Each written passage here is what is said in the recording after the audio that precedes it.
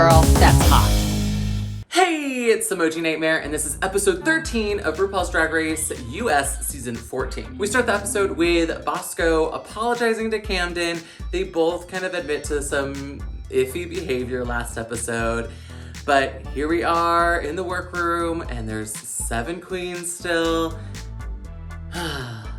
Norvina Anastasia of Anastasia Beverly Hills is a special guest for the mini challenge, where there's basically a giant makeup palette to promote Anastasia Beverly Hills' latest palette.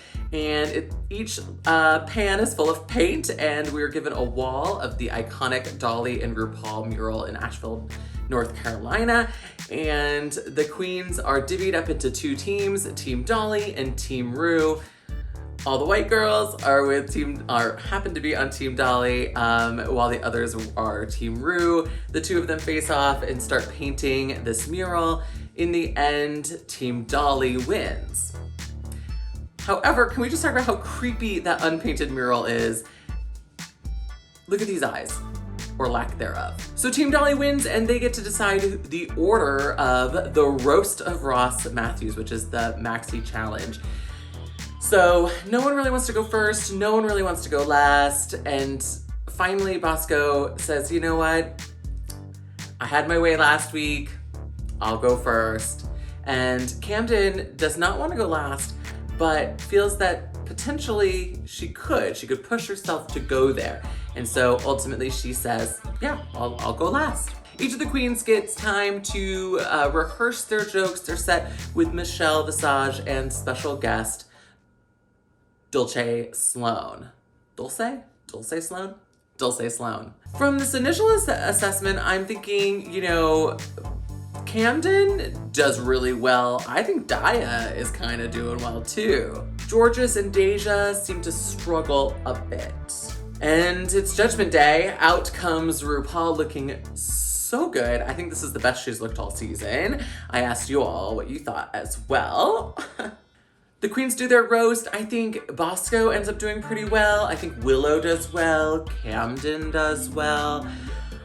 Kind of in mediocre land for me are Angeria, Daya, Betty, and Georges.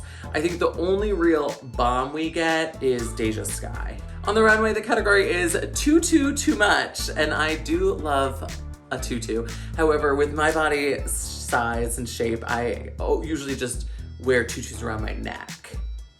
Call those neck tutus. And that's what I would have been. That's if I had to walk the runway, that is definitely how I would be sporting my tutu.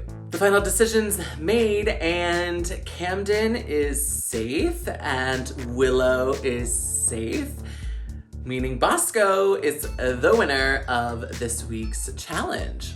Clearly, she deserved it, and it was sweet, sweet redemption.